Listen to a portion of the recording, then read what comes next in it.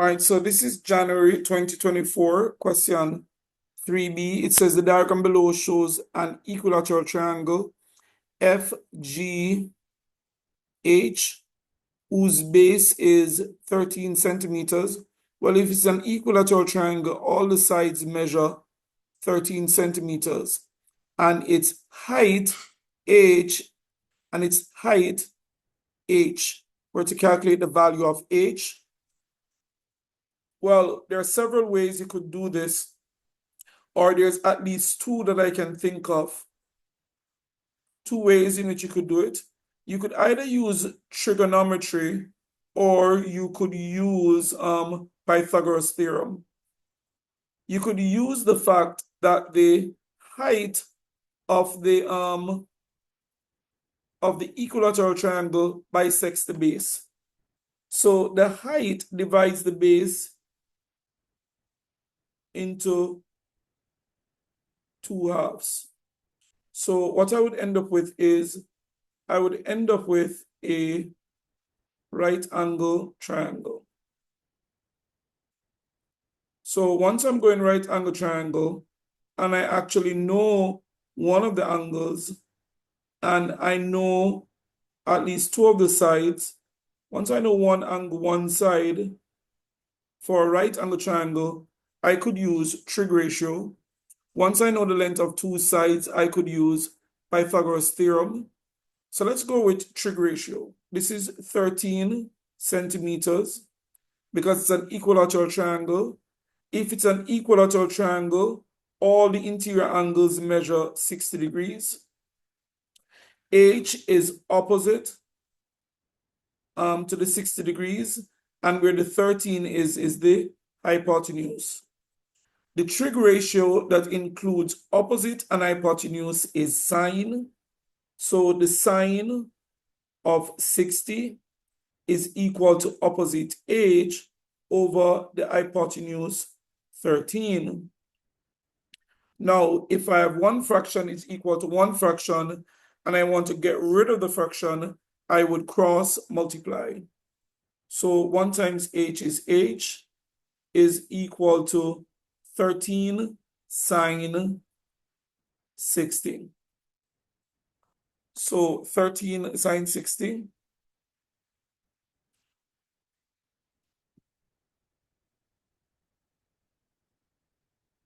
And I'm not sure if this is correct. This says 11.3. 11.3 centimeters. But my calculator could be on the wrong setting, so I'm going to double check.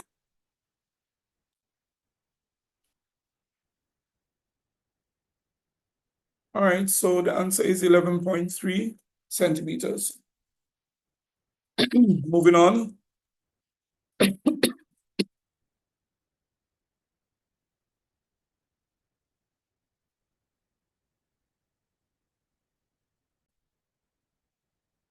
All right, C says the diagram below shows three triangles, P, Q, and R. Triangle Q and R are images of P. So P is the object, Q and R are images.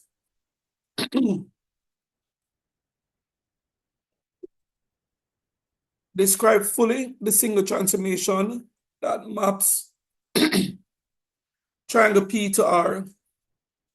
Well, what it looks like to me that P is mapped to R by a translation. And what you can do to determine the translation is to see what it takes. How do you have to move horizontally and vertically to get from this point on the object to its corresponding point on the image?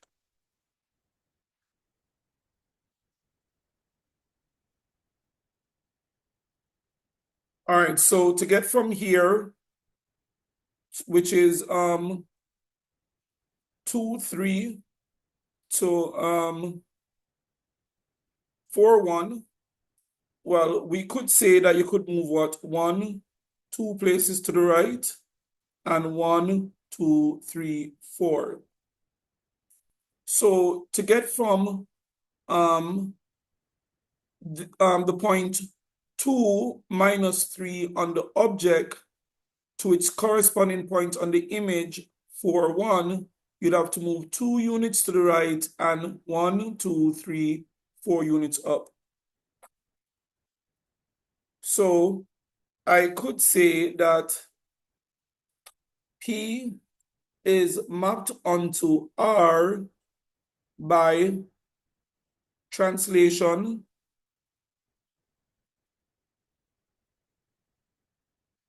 T, which is 2, 4. Now let's describe it. A translation of 2 units, right, parallel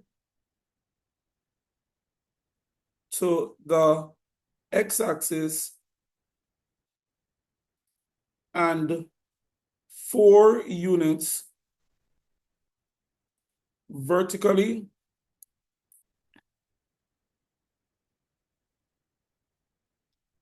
upwards